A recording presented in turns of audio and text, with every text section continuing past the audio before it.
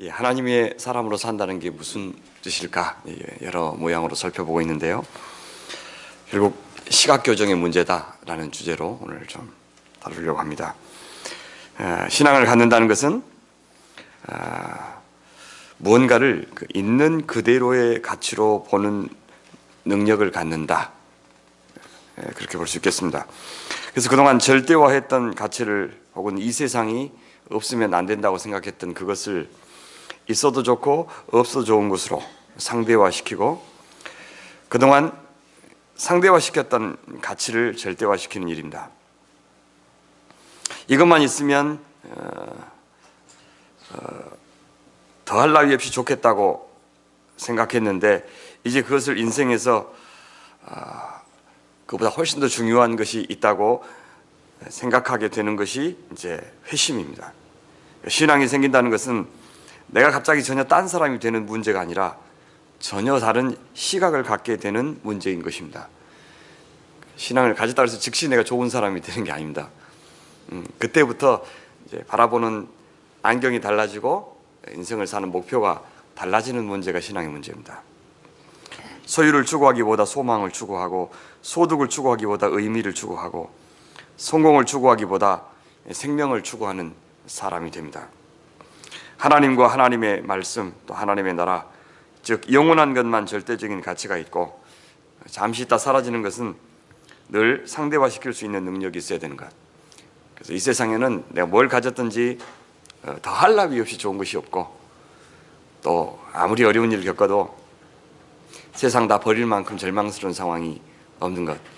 그것은 이제 하나님이 살아계신 하나님이고, 또 그 하나님의 인생 경영 목표가 우리를 좋은 사람으로 창조하고 좋은 나라를 형성하는 것이고, 그 과정에서 인간의 한계, 어려움, 그다음에 틈, 균열, 이런 것들은 불가피하게 반드시 필요하다라는 것을 깨달아가면서 우리는 인생을 달리 볼 수 있는 것입니다. 바로 그겁니다. 시간이라고 하는 변수에 의해서 오늘 이 세상이 절대 가치를 부여하는 것들이 내일은 다 상대화됩니다.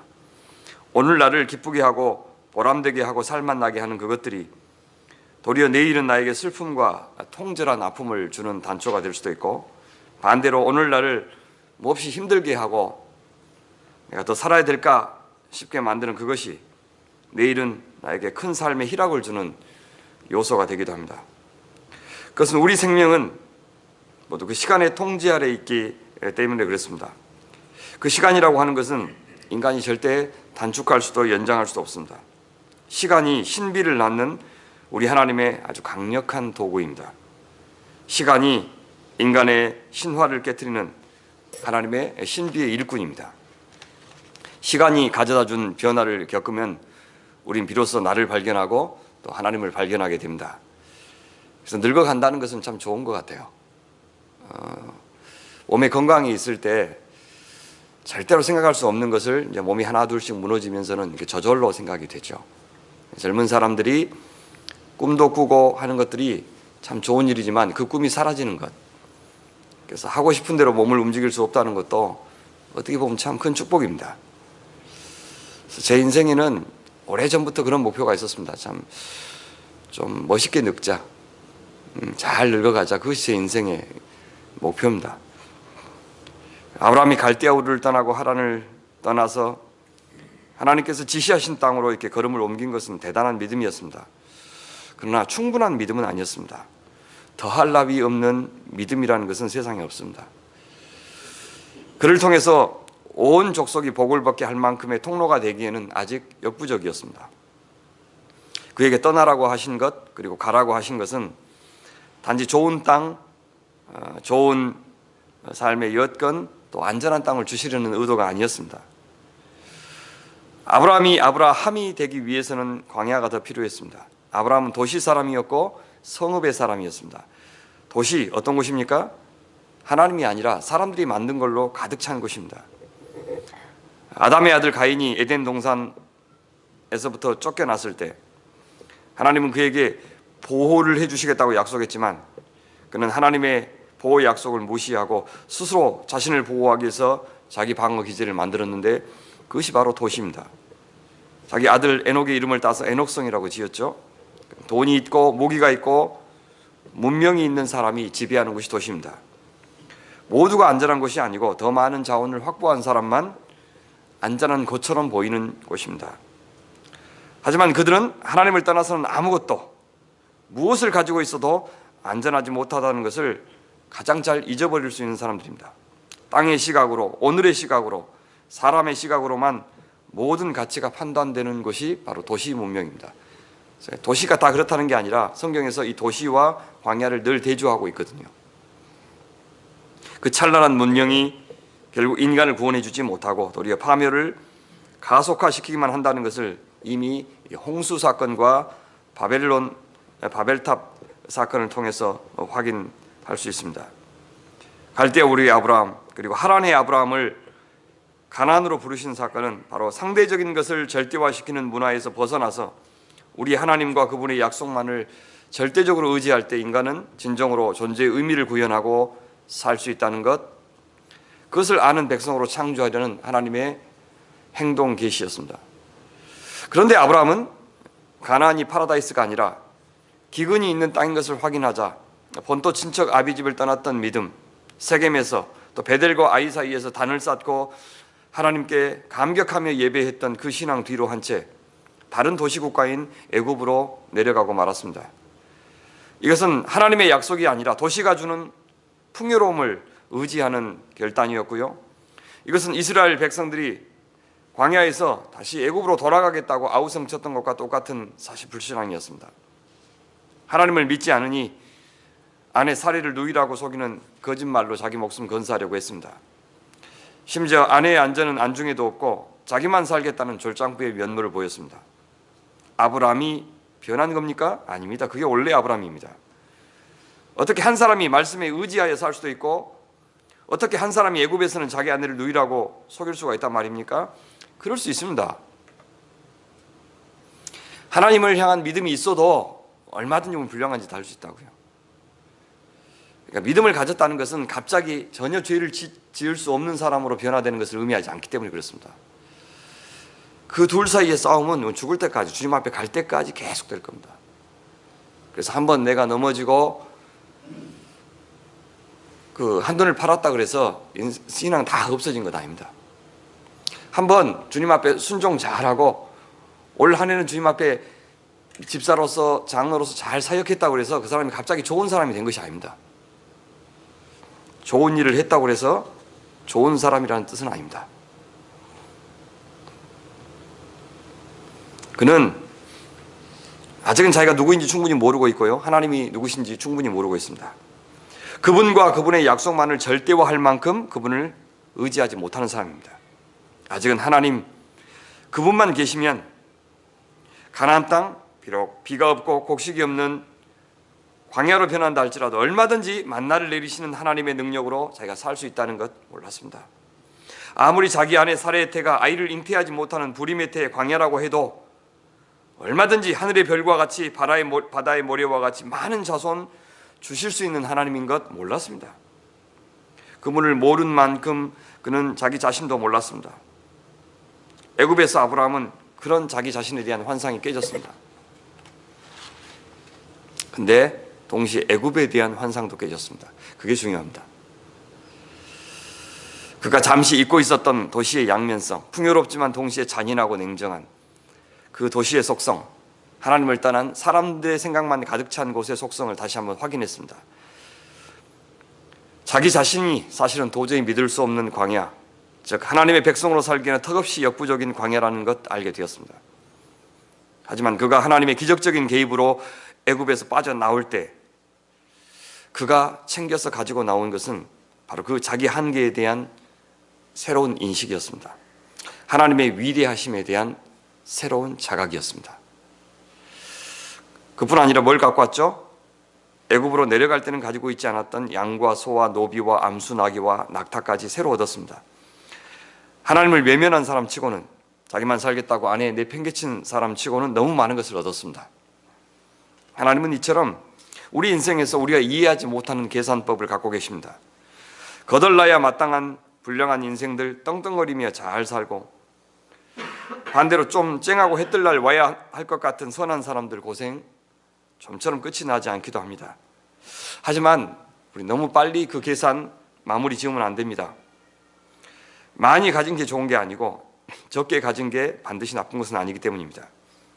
광야는 불행하고 반대로 젖과 꿀이 흐르는 땅 가나안은 자동적으로 행복한 곳이 아니기 때문입니다. 그렇다고 절대적으로 믿게 하는 것을 신화라고 부르고 꼭 그런 것은 아니라고 믿는 것이 신비입니다. 우리 그리스도인들은 신비를 머금고 사는 사람입니다. 얼마나 그 신비의 양이 많아지는가가 결국 신앙의 크기를 결정합니다. 신비가 많아진다는 것은 무슨 뜻입니까? 하나님께서 마음대로 내 안에서 역사하실 수 있는 공간이 커진다는 말이고, 내 이웃이, 그렇죠? 믿든지 안 믿든지 내 이웃이 내 안에서 마음대로 내 인생을 만들어가도록 허용한다는 뜻이고, 혹은 내 삶의 다양한 그 조건들이, 그것이 나에게 우호적인 것처럼 보였던 조건들이 때로는 얼굴을 달리해서 나를 습격할 때 그들을 기꺼이 받아들이는 그런 능력을 신비라고 합니다. 신앙은 신비를 믿는 것이지 신화를 믿는 것이 아닙니다. 아브라함은 애굽에서의 쓰디쓴 경험을 통해서 바로 그 신비를 한 움큼 얻었습니다. 자랐습니다. 바로 그 신비의 공간이 하나님의 영광을 받으시고 예배를 받으실 공간입니다. 왜냐하면 그 신비의 공간에서 통용되는 언어는 침묵입니다. 침묵. 신비의 공간에서 가장 어울리는 것은 침묵입니다. 그래서 침묵은 말 없음을 가리키지 않습니다. 아주 적극적인 의사표현의 방식이 침묵이죠. 여러분 아시잖아요. 여자들은 잘 모르겠는데 남자들은 아내가 제일 무서울 때가 말을 하지 않을 때입니다. 그렇죠? 뭐라도 말을 좀 해줬으면 좋겠는데, 나무라기라도 했으면 좋겠는데 말을 하지 않으면 그 공포죠. 말하지 않음이 말 없음을 가리키는 게 아니라 엄청나게 큰 말입니다. 그래서 하나님 앞에서 이렇게 침묵하는 것은 엄청난 찬양이죠. 그러니까 점점 나이가 들수록 입 다물 수 있어야 내가 이제 지혜로워져 가는 것이고 인생을 좀 아는 것이죠. 젊은 사람들은 입 가만히 못 있습니다. 계속 이야기하고 잘 모르니까 그래요. 어른이 돼갈수록 알죠. 말을 아끼게 되고. 아브라함이나 다윗이 위대한 것은 그들이 빈틈없이 철저하고 일관된 믿음의 걸음을 걸었기 때문이 아닙니다. 자기 한계를 만났을 때 그 한계를 곧장 인정하고 하나님께서 그 한계 너머로 역사하시도록 맡겨드렸다는 점이 위대한 겁니다. 그들은 변명하지 않고 감추지 않았습니다. 감추기 위해서 더 많은 거짓말과 알리바이를 만들어내지 않았습니다. 자신은 원래 이렇게 실수할 사람이 아닌데 어쩌다가 발을 헛디뎠다고 말하지 않았습니다. 한 번만 봐주시면 다시는 그런 일이 없을 것이라고 말하지 않았습니다. 우리는 한 번만 더 기회를 줘도 다음에 또 잘못할 겁니다. 예전에 어느 논객이 한국 정치인들을 향해서 농담처럼 던진 말이 있습니다. 선수는 자신의 실수로 맛이 가지 않는다. 잘못된 걸로 판명된 것을 억지로 합리화하는 과정에서 망가진다. 그런 인물들이 나의 주변에 너무 많다. 사실은 그게 두려운 거다. 나는 오판하지 않는 천재가 아니라 실수를 기꺼이 인정하는 대인이 되고 싶다. 한국 교회의 목회자들도 예배가 아닙니다. 잘못된 걸로 판명된 것을 억지로 합리화하다가 망가지는 교계의 선수들이 참 많습니다. 제가 두려운 게 그겁니다. 실수할까 봐 두려운 것이 아니라 실수한 것을 감추다가 더 망가질까 두려운 것입니다. 제 실수를 지적한 사람을 원수로 삼을까 봐 두려운 겁니다. 제 실수를 감추기 위해서 멀쩡한 사람 사탄의 하수인으로 만들까 봐 두려운 겁니다. 나 살자고 하나님 죽이고 예수님 욕보이는 사람이 될까 봐 제가 두려운 겁니다. 아브라함이 믿음의 조상이 될 수 있었던 것은 절대화해서는 안 되는 것을 하나님이 가르쳐 주셨을 때 절대화하지 않았다는 겁니다. 이 교회도 실수 많이 했고 앞으로도 실수할 겁니다. 작정하고 죄 짓는 것 여간해서는 어렵겠지만 사심 들어가고 판단력 흐려지고 고집 부리다가 더 좋은 길은 못 갈 수 있습니다. 바로 그때 우리는 뼈 아프더라도 신화를 깨트리고 신비를 얻는 그런 기회가 되기를 바랍니다. 내 꼬라지가 내 수준이 그것밖에 안 된다는 것 인정하자는 겁니다. 아브라함이 애굽을 떠나 이제 가나안으로 올라왔습니다. 아브라함이 애굽에서 그와 그의 아내와 모든 소유와 롯과 함께 네겝으로 올라가니 아브라함에게 가축과 은과 금이 풍부하였더라. 이것이 이제 13장의 배경인데요. 하나님은 아브라함이 누이라고 했던 그 사례를 이제 그의 아내가 되게 해주셨습니다. 그래서 그와 그의 아내와. 근데 이 두 구절에서 강조되는 것이 둘이 있습니다. 하나는 롯이 아브라함과 함께 있다는 사실을 강조하고요. 다른 하나는 아브라함에게 가축과 은과 금이 풍부하다는 사실을 강조합니다. 5절 보십시오. 그런데 아브라함에게뿐만 아니라 롯에게도 양과 소와 장막이 있었다고 말합니다. 자, 아브라함의 아버지 데라에게는 세 아들이 있었는데 아브라함과 나홀과 하란 이 세 사람입니다. 하란이 일찍 죽었어요. 그에게는 아들 롯이 있었습니다. 아브라함에게는 자식이 없었고요. 그래서 아브라함은 일찍 아버지를 여윈 롯을 아들처럼 여겨주었습니다. 자, 그들이 갈대아 우르를 떠날 때는 아버지 데라가 주도했습니다. 롯도 거기서는 가족들이 이동하니 할아버지를 따라서 같이 이동했습니다. 근데 롯이 하란을 떠날 때는 사정이 달랐습니다. 아브라함은 아버지 데라를 두고 떠났습니다. 롯도 제법 성장했습니다. 롯은 이때 큰아버지 아브라함을 따라갈 것인지 아니면 할아버지와 친족들이 넉넉하게 살고 있는 하란에 그냥 머물 것인지를 결정할 수 있었습니다. 상식적으로 어떤 길이 어렵고 어떤 길이 쉬울지는 분명했습니다. 그런데 롯은 큰아버지 아브라함을 따르기로 결정합니다. 창세기 12장 4절 보시면 롯도 그와 함께 길을 떠났다라고 표현합니다. 롯이 따라간 것이 아니라 함께 갔다고 말합니다. 큰아버지에 대한 신뢰가 없었다면 감행하기 어려웠을 겁니다. 큰아버지 아브라함이 일상적인 삶에서 보여준 선택과 판단을 신뢰했기에 아브라함의 모험 가득한 선택에 동참할 수 있었습니다. 가나안으로의 롯의 여정은 그의 유년기와의 결별을 의미했습니다. 그런데 이번에는 롯은 또 한 번 선택합니다. 애굽을 떠나 가나안으로 가는 아브라함을 따라갈 것인지 아니면 애굽에 남을 것인지.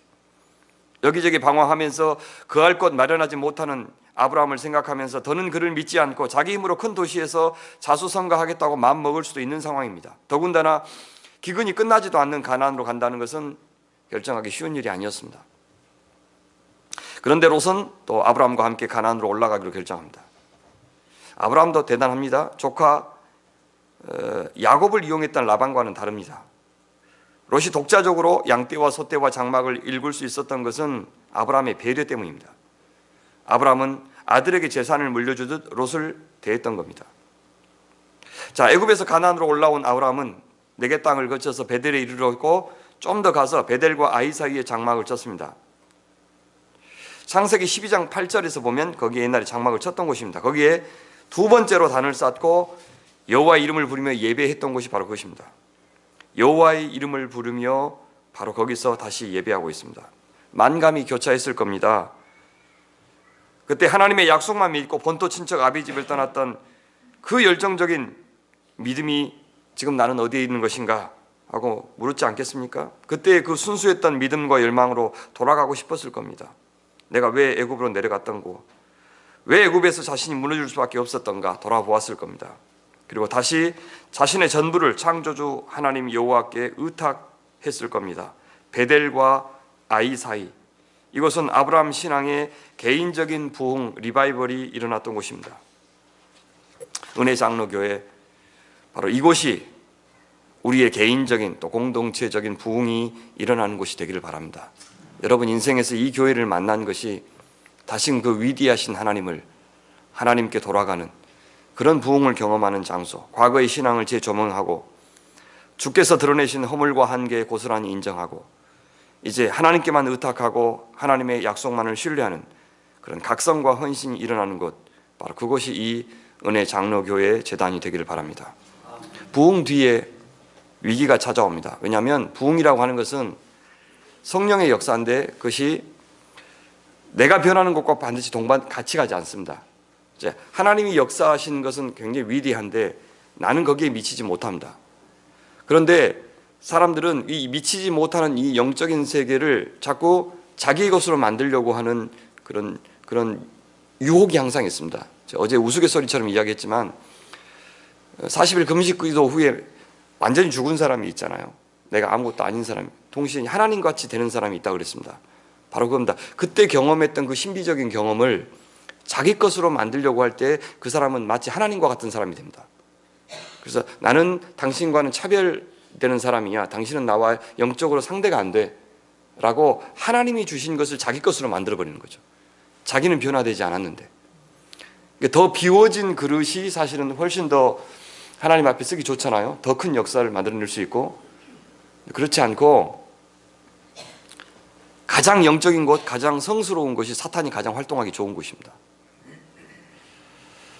바로 그래서 부흥 뒤에 위기가 찾아오는 것입니다. 부흥은 절대 가치가 아닙니다. 오늘의 부흥이 공식으로 굳어지면 교회는 퇴화되고 무너집니다. 아브라함이 애굽에서 가져온 많은 재물, 또 그가 롯에게 만들어준 재물, 그것은 분명 축복입니다. 하지만 많은 가축의 수를 감당하기에 그들의 땅은 너무 좁았습니다. 땅의 넓이가 좁다는 것이 아니라 가축을 먹일 우물이 부족한다는 뜻입니다. 목초지가 부족했습니다. 아브라함과 롯의 마음이 어떠하든지 상관없이 많은 소유는 두 진영 간의 갈등을 일으켰습니다. 지난번에는 먹을 것이 없어서 문제가 생겼는데 이번에는 가진 것이 많아서 문제가 생겼습니다. 빈곤과 부유. 그리스도인들에게는 둘 다 우리를 넘어뜨릴 수도 있고 우리를 연단시킬 수도 있는 그 가치 중립적인 것들입니다. 그래서 어떻게 했습니까? 자칫 큰 싸움으로 번질 수 있는 상황이었습니다. 아브라함은 롯이 자기가 키워준 은덕을 잊어버렸다고 오해할 수도 있고 롯은 아직도 다 큰 자신이 애 취급당한다고 오해할 수도 있는 상황입니다. 서로 만나서 풀지 않고 자기 종들의 이야기만 듣고 판단한다면 걷잡을 수 없이 사태가 악화될 수 있었습니다. 다 자기중심적으로 우리가 기억하고 편집적 기억이라고 그러는데요. 자기 과거의 일을 자기중심적으로만 기억합니다. 사람들은 다. 아니 어떻게 저 녀석이 나한테 그럴 수가 있지? 어떻게 큰아버지라고 해도 나한테 함부로 이렇게 대한단 말인가? 이럴 때 어떻게 하면 좋습니까? 이럴 때 믿음을 가진 사람들이 하나님의 방법으로 해결한다는 것은 어떻게 하는 것을 의미합니까? 우리는 아브라함에게서 지혜를 얻을 수 있습니다. 애굽에서 큰 교훈을 얻어서 신앙이 한 뼘 자란 아브라함, 개인적인 부흥을 경험한 아브라함, 그의 선택에 주목해 보십시오. 우리는 7절 마지막 부분이 이렇게 끝난다는 것을 보게 됩니다. 또 가나안 사람과 브리스 사람도 그 땅에 거주하는지라. 가족끼리의 다툼은 주변 민족들에게도 좋지 않는 인상을 줄 수 있었습니다. 자, 가나안 사람과 브리스 사람들 보는 앞에서 과연 아브라함은 어떤 결정을 내릴까요? 아브라함은 자초지종을 따지지 않습니다. 사랑하는 관계에서 분쟁이 생겼을 때 진상을 낱낱이 밝히면 문제가 해결될 것 같지만 더 큰 악을 만들어낼 수 있다는 것도 기억해야 됩니다. 뭐가 옳은지 그른지 따져보는 것이 필요할 때도 있고 사실은 그거 다 따지지 말고 무릅쓰고 무조건 봐줘야 될 때도 있습니다. 그걸 분별하는 것이 지혜죠. 무조건 덮는 것이 상책은 아닙니다. 그건 사랑도 아니고 온정주의적인 사랑은 죄인을 용서하는 것이 아니라 죄를 용납하는 것이기 때문입니다. 우린 죄는 용납해서는 안 되지만 죄인은 용납해야 됩니다. 강자가 약자를 짓누른 결과에 대해서 책임을 묻는 것은 정의의 문제입니다. 하지만 지배자와 피지배자의 관계도 아니고 엄청난 힘의 차이가 나는 것도 아니고 무엇보다도 서로 사랑을 회복하는 일이 중요한 상황이라면 감정적으로 시시비비를 가리는 것은 옳지 않습니다. 아브라함은 도대체 무슨 일이 벌어진 거냐, 누가 그랬어? 라고 흥분하지 않았습니다. 그는 전혀 다른 차원에서 이 문제를 보았습니다. 그는 더는 애굽으로 내려가기 전에 아브라함이 아니었습니다. 아브라함의 해결책을 보십시오. 아브라함이 롯에게 말하였다. 너와 나 사이에 그리고 너의 목자들과 나의 목자들 사이에 어떠한 다툼도 있어서는 안 된다. 우리는 한 핏줄이 아니냐. 네가 보는 앞에 땅이 얼마든지 있으니 따로 떨어져 살자. 네가 왼쪽으로 가면 나는 오른쪽으로 가고 네가 오른쪽으로 가면 나는 왼쪽으로 가겠다. 분쟁의 원인을 규명하거나 책임자를 색출하는 논리를 먼저 펴지 않습니다. 무엇보다도 둘 사이의 관계가 혈육이라는 사실을 확인시킵니다. 이 관계를 깨뜨리지 않는 것보다 더 중요한 것은 없다. 이 사실을 기억하자라고 말합니다. 그리고 같이 있어 분쟁하기보다는 롯을 독립시켜주기로 결정합니다. 사랑하고 아낀다고 해서 같이 반드시 살아야 되는 건 아닙니다. 그렇죠. 고부간의 갈등은 따로 떨어져 살아도 괜찮아요. 큰 집과 작은 집이 같이 살아야 반드시 사랑하는 건 아닙니다.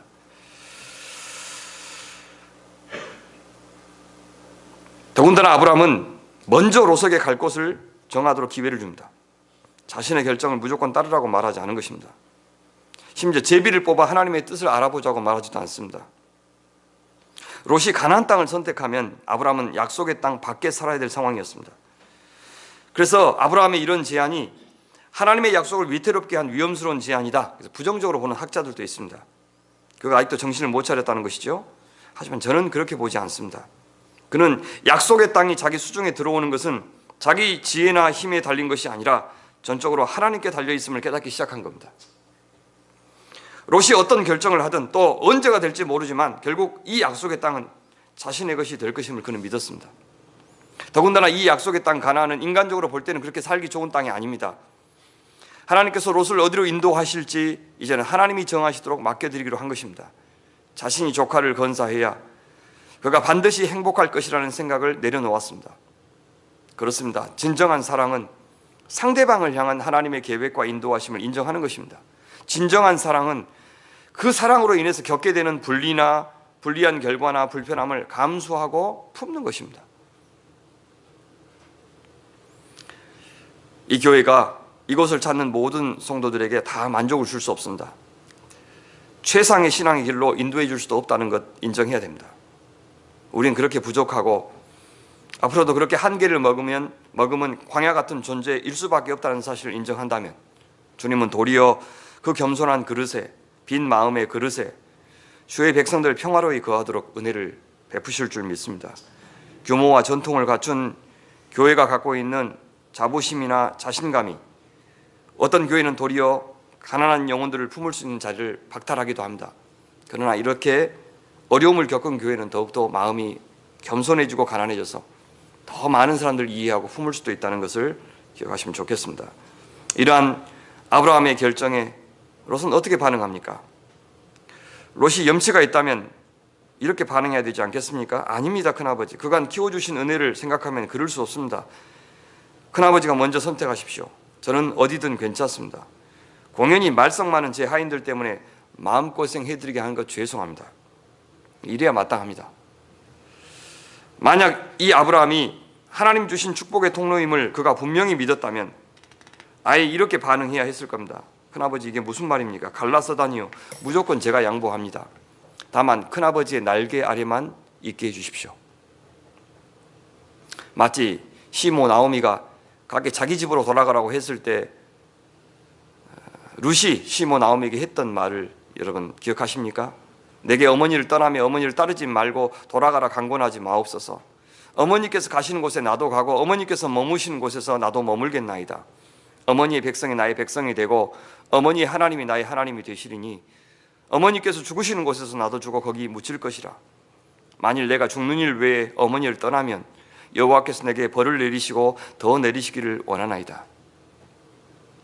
우리가 롯에게 기대한 반응이 바로 이 룻의 반응입니다. 롯과 룻 점획 하나 차이인데 그들의 결정은 삶과 죽음을 가르는 중요한 결정이었습니다. 롯은 가인의 후손처럼 문명을 얻고 대신 생명을 잃는 선택을 했다면 룻은 다윗의 조상으로서 메시아를 자손으로 얻는 결정을 내렸습니다. 롯의 결정 보십시오. 10절 11절 보십시오. 같이 읽을까요? 이에 롯이 눈을 들어 요단 지역을 바라본즉 소알까지 온 땅에 물이 넉넉하니 여호와께서 소돔과 고모라를 멸하시기 전이었으므로 여호와의 동산 같고 애굽 땅과 같았더라. 그러므로 롯이 요단 온 지역을 택하고 동으로 옮기니 그들이 서로 떠난지라. 아브라함은 평생 동안 하나님께서 주신 그 그죠? 약속, 자손의 약속을 신뢰해야 됐습니다. 롯을 떠나보내고 그 다음에 엘리에셀을 떠나보내고 그의 종, 아마 하란에서 데리고 온 종이었을 것인데 그 종을 자기 양자로 삼으려고 했었죠. 그도 아니라고 하니까 나중에는 이제 하갈에게서 얻은 이스마엘, 그도 떠나보내고 계속해서 하나님이 주신 약속이 아니라 스스로 자기가 만들어낼 수 있는 대안들을 하나님께서 하나 둘씩 떠나게 하시는 과정이에요. 롯을 떠나고 엘리에셀을 떠나고 그 다음에 이스마엘까지 떠나게 하고 그리고 나중에 이삭을 기다리게 한 겁니다. 우리가 하나님을 믿는다고 하면서도 약속을 안 믿는 것은 아닌데 전적으로 믿지 않기 때문에 자꾸 나의 대안을 마련해 놓죠. 보험 들듯이 이렇게 나 다 망하지는 않을 거야. 그렇죠? 하나님이 나한테 모른 척 하시면 내가 속수무책으로 당하지 않고 나만의 대안을 이렇게 마련해 놓는 그것들을 하나님께서 하나 둘씩 이렇게 떠나보내는 거죠. 그거 아니다. 절대적으로 하나님만 믿어라. 말씀하시는 과정입니다. 자, 롯이 눈을 들어서 본 곳은 요단 지역입니다. 당대 곡창지대 이집트에 버금가는 비옥한 들판. 그런 그간 아브라함의 삶을 보면서 자기에게 만약 선택권이 주어진다면 저렇게 힘겹게 살지 않으리라 마음먹었던 것이 분명합니다. 먼저 떠나겠다고 말할 수는 없었는데 기회가 주어지자 머뭇거림 없이 결정합니다. 롯의 안목은 이미 정해져 있었습니다. 그의 기준은 이미 정해져 있었습니다. 그는 큰아버지 한번 생각해 보겠습니다라고 말하지 않았어요. 한번 기도해 보겠습니다라고도 말하지 않았습니다. 고뇌할 필요도 없는 문제였습니다. 대박이 분명한 것을 놓칠 바보가 아니었습니다. 롯의 기준은 부요와 편리와 힘이었습니다. 그곳을 지배하는 문화가 무엇인지에는 관심이 없었습니다. 더군다나 하나님의 다스림은 아예 안중에도 없었습니다. 외향적인 화려함에만 취해 있었습니다. 그곳이 그렇게 좋아 보였던 이유는 풍성한 물 때문이었습니다. 그런데 이상합니다. 가나안은 나일강을 옆에 낀 애굽과는 달리 하늘이 내려준 비로만 사는 천수답의 나라였습니다. 그런데 요단강 주변 도성민들이 관계수를 놓아서 물을 잘 대어 농업이 발달했고 농산물이 풍성했던 곳에 그들은 살고 있었습니다. 롯은 관계수로가 있는 인공답을 선택했고 아브라함은 천수답을 선택한 겁니다. 이 천수답을 가진 인공답을 가진 이 롯이 선택한 지역은 애굽의 제판이었습니다. 애굽의 복사판이었습니다. 그는 또 다른 애굽을 선택한 겁니다. 하나님이 없어도 관계수로가 있으니 늘 물이 풍성한 곳, 그곳을 선택한 겁니다. 여러분, 둘 중에서 우리는 그렇죠. 늦은 비와 이른 비가 제때 내려야 농사가 잘 되는 가능성의 땅보다는 이미 뭔가 결정된, 그죠? 조물주 밑에 건물주라고 이야기하잖아요, 그죠? 그래서 제 아버지가 건물주이기를 우리 아이들이 가장 큰 소원이라고 그러잖아요. 왜냐면 항상 들어오잖아요, 그죠? 매번 이렇게 항상 보장된 그 어떤 것을 우리는 좋아하는 것입니다. 그래서 성경은 그곳을 어떻게 비유하냐면 여호와의 동산과 같다, 또 애굽 땅과 같다, 그렇게 얘기하죠. 하나는 긍정적인 거, 하나는 부정적인 거. 여호와의 동산, 낙원이지만 범죄의 장소. 애굽 땅, 부요한 땅이지만 하나님을 모르는 땅. 세상에 더할 나위 없이 좋은 곳이 없다는 뜻입니다. 참 사람 보기엔 좋아도 좋은 곳에 가면, 사람들이 다 부러워하는 곳에 가면 반드시 대가를 치러야 됩니다. 세상에 거저 돈 버는 사람이 있어요? 어디 있어요? 예. 사람들이 다 갖고 싶은 것에는 그걸 가지면 좋은 게 아니라 반드시 대가를 치러야 돼요. 롯은 여러 성읍을 돌아다녀 봅니다. 그러면서 점점 더 깊은 수렁에 빠져듭니다. 자신을 과시하다가 세상을 얕잡아 보다가 하나님보다 세상을 더 닮아가고 있습니다. 그 과정을 성경은 이렇게 묘사합니다. 12절, 13절 보십시오. 아브라함은 가나안 땅에 거주하였고 롯은 그 지역의 도시들에 머무르며 그 장막을 옮겨 소돔까지 이르렀더라. 소돔 사람은 여호와 앞에 악하며 큰 죄인이었더라. 그가 아브라함으로부터 점점 더 멀어져 가면서 동시에 하나님으로부터도 점점 더 멀어져 갔다는 것을 이렇게 암시하고 있는 겁니다. 그는 큰 죄인의 삶에 점점 더 깊이 동화되어 갔습니다. 어느덧 여호와 앞에 악하고 큰 죄인인 사람들이 모여 사는 곳에 끼어서 아무런 죄책감도 없이 잘 사는 모습으로 그려지고 있습니다. 그는 상대적인 의로움에 사로잡혀서 자신은 절대 그들과 똑같지 않고 오히려 그들 가운데 하나님의 의를 드러내며 산다고 자부했을지 모릅니다. 롯은 들판의 풍요만 보았지 그 내면의 참상은 전혀 꿰뚫어 보지 못했습니다. 성경은 롯이 그 지역의 도시들에 머문 반면에 아브라함은 가나안에 머물렀다고만 이야기합니다. 그는 지금 하나님께서 약속하신 땅에 머물고 있습니다. 성경이 롯이 사는 도시와 이곳을 대조한 것을 볼 때 그는 평야보다도 산지에 거했을 가능성이 있습니다. 우리는 이 대목에서 꼭 기억할 것이 있습니다. 척박한 산지라도 주의 약속이 있으면 축복의 땅이 되지만 풍요로운 도성이라도 하나님 앞에 큰 죄인들을 용납하면 저주의 땅이 될 수 있다는 겁니다. 하나님께서 기뻐하시는 땅이나 환경은 늘 모든 것을 손쉽게 얻을 수 있는 곳이 아닙니다. 급료가 높은 직장 반드시 약속의 땅 아니고, 명성 높은 학교 반드시 약속의 땅 아니고, 시설 좋고 사람들이 많이 모이는 예배당 건물 반드시 약속의 땅 아닙니다. 약속의 땅은 천수답이지 인공답이 아닙니다. 인생 끝까지 뭔가 보장된 것이 없고 이른 비와 늦은 비를 기다리는 인생, 내가 언제 이 고생 끝날까 고생 끝난다고 생각하시면 안 됩니다. 지질이 고생하다 그냥 죽는 겁니다. 죽을 때까지 우리 하나님의 은혜를 기다리면서 그것을 경험하면서, 그렇지 않으면 하나님의 존재가 지워져요. 기도할 필요도 없고 말씀 볼 필요도 없고 조물주 창조주가 계신다는 사실을 인간은 아예 잊어버린다고요. 그래서 그것을 항상 기억할 만큼의 가난함, 아픔, 모자람, 이런 것들이 늘 있는 것이 우리로 하나님과의 관계를 맺게 하고 이웃과의 관계를 맺게 한다는 것, 기억했으면 좋겠습니다. 우리 인생에서 중요한 것은 어제 봤듯이 속도가 아니라 방향이라고 했습니다. 빨리 가는 것도 아니고 앞서가는 것도 아니고 올바로 가는 겁니다. 주님이 기뻐하시는 곳으로 방향 설정하는 것, 그것보다 더 중요한 것은 없습니다. 사랑하는 이 교회도 그래서 더디 가더라도 제대로 가시기를 바랍니다. 험하고 좁은 길이라고 해도 주님이 기뻐하시고 주님이 동행하시는 그런 이 교회의 걸음이 되기를 바랍니다. 롯의 안목을 결정한 것은 외양이었습니다. 배부르고 마음껏 즐길 수 있는 도시, 하나님께서 약속하신 약속의 땅보다도 자신이 마련한 임시 거처가 더 좋았습니다. 자, 그렇게 떠나가는 롯의 행렬을 보는 아브라함의 심정 어땠을까요? 좋은 것을 놓쳤다는 아쉬움이 있었을까요? 그것보다도 아들처럼 여기던 사랑하는 조카 롯과 헤어지는 슬픔이 더 밀려왔을 것 같습니다.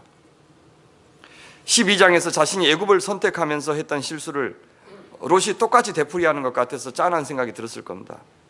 14장 가서 보시면요, 그 롯이 어려움에 처했다는 소식 듣고 야밤에 달려가서 목숨 걸고 구해온 곳, 소돔과 고모라 멸망한다는 소식 듣고 가서 롯과 딸들을 구해오는 그 아브라함의 모습을 보면 이 롯에 대한 아브라함의 애정이 남달랐던 것을 우리는 알 수가 있습니다.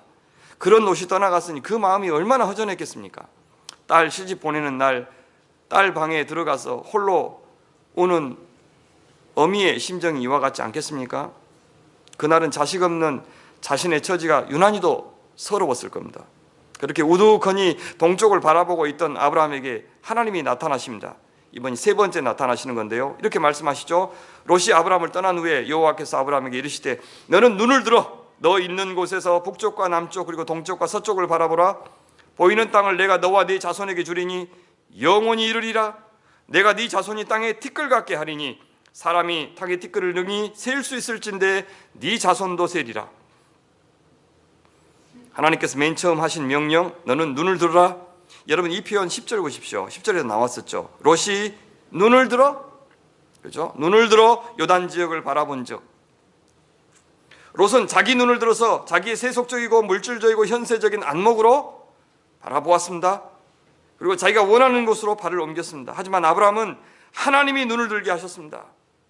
눈을 들라고 하신 것은 이제 하나님께서 보여주시는 가치에 새롭게 눈을 뜨라, 그런 말과 같습니다. 새로운 안목을 가져라, 새로운 세계관과 가치관을 품어라, 그런 뜻입니다. 그리스도인은 누구라고요? 하나님께서 보여주시는 것을 보는 자, 하나님의 관점으로 보는 자, 하나님이 기뻐하시는 것 기뻐하고 슬퍼하실 때 슬퍼하는 자, 아닌 것은 아니라고 말하고 옳다는 것은 옳다고 생각하는 세계관을 소유한 사람, 그들이 그리스도입니다. 그 안목을 얻는 것이 모든 것을 얻는 것이고, 그 안목이 없으면 다 얻어도 다 잃는 것입니다. 그건 소경입니다. 그래서 롯이 남는 인생이 아니라 아브라함이 남는 인생을 사는 것입니다. 하나님은 아브라함에게 무엇을 보여주신다고요? 눈을 크게 떠서 동서남북을 보라고 해요. 그렇게 보이는 모든 땅은 너와 네 자손에게 영원히 주겠다고 하십니다. 자, 흥미롭게도 하나님께서 주시겠다고 약속하신 땅의 범위에 어디에도 포함됩니까? 롯이 선택한 동쪽도 포함되어 있습니다. 12장 7절에서도 땅을 주시겠다고 약속하신 적이 있죠. 근데 다른 점이 있어요. 너와 네 자손에게 주겠다고 여기서는 말씀하십니다. 지금 보세요. 혈육이라고는 누구밖에 없었어요? 롯밖에 없었는데, 롯이 떠나가 버렸는데 약속은 주시는데 너무 거창하게 주시죠. 네 자손에게까지 주겠다. 자손이 없는데 뭔 자손에게까지. 예. 지금 아내는 아이를 낳을 수도 없는데 자손에게 주신다고 하는 것은 완전히 그 뻥이라고 생각하면 하나님 진짜 놀리십니까? 이렇게 할 만한 상황입니다. 그리고 자손 약속도 주십니다. 근데 믿기지 않는 약속. 뭐 인공수정을 해서라도 쌍둥이 하나 주시겠다고 하면 믿을 만합니다. 그죠? 현실 가능한 것만 우리는 믿잖아요. 아예 내가 할 수 없는 것, 사람이 할 수 없는 것, 사람이 계산할 수 없는 것은 아예 기도도 하지 않는 것이 우리입니다. 기도해도 엄청난 걸 기도하는 것이 아니라 내가 해도 될 만한 것 있죠. 그것만 꼭 거기까지만 기도해요. 우리가 그래요. 우리가 내 믿음만큼만 기도하는 거죠. 불임의 아내 가진 아브라함에게 셀 수 없이 많은 자손 주시겠다. 특히 땅의 먼지에 비유합니다. 왜 다른 때는 하늘의 별에 비유하시고 바다의 모래에 비유하셨는데 이번엔 먼지에 비유하셨을까요? 두 가지 상상해 볼 수 있습니다. 하나는 롯이 떠나면서 그의 가축들과 종들이 먼지를 일으키면서 떠났겠죠. 그 먼지를 뒤집어 쓴 채 그 행렬이 보이지 않을 때까지 아브라함은 우두커니 동쪽을 바라보고 서 있었을 겁니다. 하나님은 바로 아브라함이 뒤집어 쓰고 있는 그 먼지처럼 셀 수 없이 많은 자손 주시겠다고 약속한 겁니다. 5장에 가면 아브라함이 기습 공격을 통해서 롯을 빼왔는데 이제 다시 보복 공격을 할까 봐 두려워 있죠. 그래서 밤에 잠을 못 자요. 잠을 못 자요. 밤에 밖에 나와 있으니까 하나님이 나타나셔서 뭐라 그럽니까? 난 너의 뭐라 그래요? 방패다. 그렇게 해요. 방패다.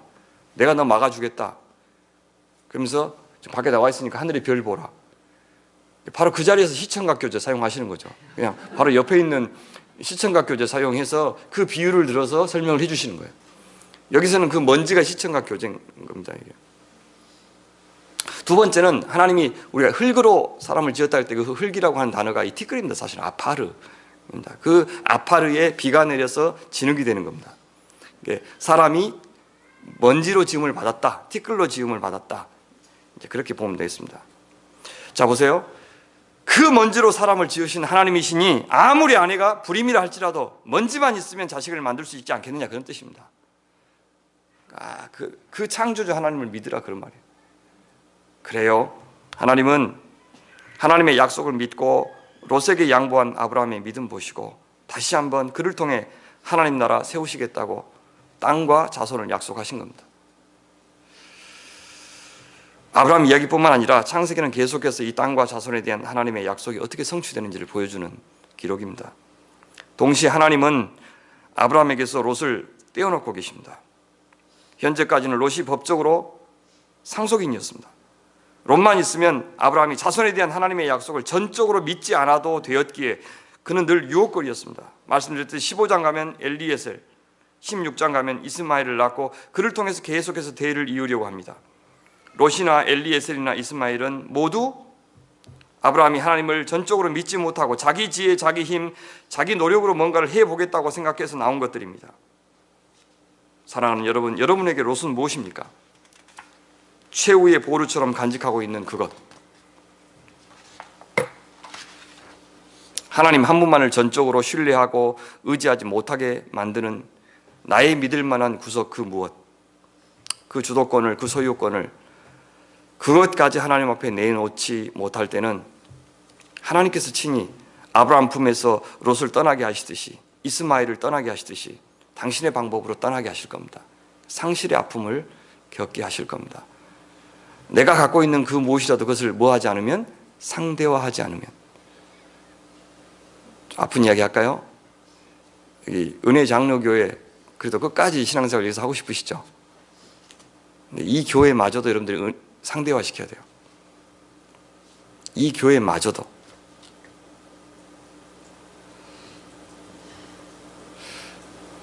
이 교회 아니면 안 된다고 생각하면 오히려 교회가 위태로워질 수도 있습니다. 여러분들이 저기 제1장로교회 거기를 상대화했기 때문에 이 교회가 생겼죠. 그래서 교회 또 세포 분열을 하라는 말이 아니고, 이 교회를 내가 가장 잘 만들 수 있다, 가장 사랑한다 그런 생각하지 말라는 뜻입니다. 여기 교회 안에서도 이 교회를 상대화해야 하나님이 일하신다고, 이 안에서 그 말입니다. 내 방법을 상대화하고 내 자식을 상대화하고 내 직장을 상대화하고 내 장래 계획을 상대화하고 그래야 하나님이 뛰어 들어갈 수 있잖아요. 그래야 나중에 다 끝나고도 하나님이 영광을 받지. 그렇지 않으면 내 몫의 영광을 항상 챙긴다고요. 내가 열심히 했는데, 내가 계획했는데, 그런 생각합니다. 이 교회도 죽으라고 일하지 마세요. 죽도록 충성하지 마시라고요. 번역을 잘못해서 그래요.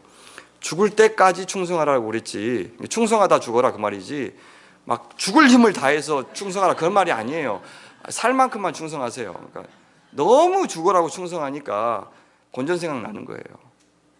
재산 다 갖다 바치지 마세요. 막 가족들도 다 팽개치면서 교회를 하지 마시라고요. 그렇게 죽을 만큼 하면 죽을 만큼 보상을 기대한다고. 죽을 만큼 칭찬을 기대하고. 그것이 유혹거리가 되는 겁니다. 자, 이렇게 약속하신 하나님께서는 명령도 하시는데 17절 너는 일어나 그 땅을 종과 횡으로 두루 다녀보라 내가 그것을 내게 주리라. 자, 그래서 아브라함이 순종합니다. 이에 아브라함이 장막을 옮겨 헤브론에 있는 마므레 상수리 수풀에 이르러 거주하며 거기서 여호와를 위하여 제단을 쌓았더라. 롯이 풍요의 땅에서 단을 쌓았다는 언급은 없습니다. 잘 사는 땅에 갔지만 거기서 하나님께 예배했다는 언급이 없어요. 했을 수도 있지만 언급을 하지 않는 것은 저자가 의도가 있는 것이죠. 그가 거기서 하나님을 예배하는 삶을 살지 않았다라는 뜻입니다. 네, 이제 가나안에서 아브라함은 단을 쌓았습니다. 아브라함이 애굽에서 단을 쌓았다는 언급은 없었습니다. 그런데 가나안에서는 이제 단을 쌓았습니다. 비록 사람의 시각으로 볼 때는 롯이 살고 있는 동쪽만 못한 곳이지만 아브라함은 이곳이 축복의 땅이고 이곳이 언약의 땅이니 감사하고 찬양했던 겁니다. 애굽에서의 뼈저린 경험을 통해서 어디에 거하든 무슨 일을 하든지 하나님 인정하고 예배하는 삶이 진정한 풍요고 행복이고 그런 자식을 하나님은 반드시 건사해 주실 것을 아브라함은 이제 깨닫기 시작한 겁니다. 너희는 먼저 그의 나라와 그의 의를 구하라. 그리하면 이 모든 것을 너희에게 더하여 주시리라. 이런 예수님의 말씀을 예수님의 조상 아브라함은 실천하고 있었던 겁니다. 말씀을 맺겠습니다. 사랑하는 여러분, 여러분 지금 눈을 들어서 무엇을 보고 계십니까? 뭐가 보입니까? 무엇을 손에 쥐면 여러분 인생이 대박 날 것 같습니까? 근데 하나님이 주신 것 아니면 대박이 아니라 쪽박이 될 겁니다. 정직한 땀의 대가를 부끄럽게 만드는 그런 성공은 소돔이 큰 죄인들의 도시가 되었듯이 우리들과 우리 자식들을 큰 죄인으로 만들고 말 것입니다. 그래서 이 교회는 과정을 거치지 않고 뭔가 이루어지는 그런 걸 기대하지 마시고 내가 변한 만큼, 내가 새로워지는 것만큼 이 공동체가 변한다는 생각 하시면 좋겠어요. 우리 가정과 교회를 하나님의 동산 같고 애국과 같이 풍요로운 것으로 만들려고 하는 관심 아예 두지 말아야 합니다. 그것이 삶의 목표가 되어서는 안 됩니다. 우리 자신과 자식들이 하나님께서 눈을 들어 보여주시는 곳을 바라보는 사람이 되게 해주십시오. 하나님께서 눈을 들라고 하실 때 보라고 하실 때 보는, 가라고 하실 때 가는 그런 인생 되게 해주십시오. 이렇게 기도하시면 좋겠습니다.